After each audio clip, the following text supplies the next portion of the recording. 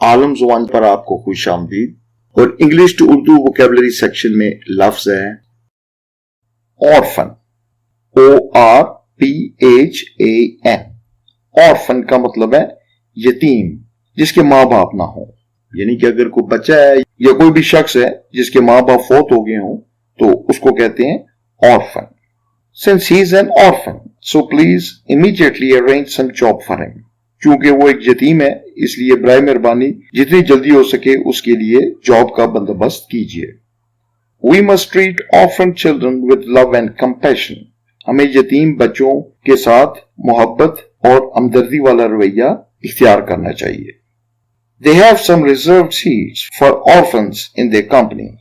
उनकी कंपनी के अंदर यतीमों के लिए कुछ सीटें मुख्तस हैं, यानी कि उन्होंने अपनी कंपनी में यतीमों के लिए कुछ सीटें मखसूस की हुई हैं जिनके ऊपर वो उनको जॉब देंगे। तो आज का वर्ड था ऑर्फन, जिसके मानी है यतीम जिसके माँ बाप ना हो।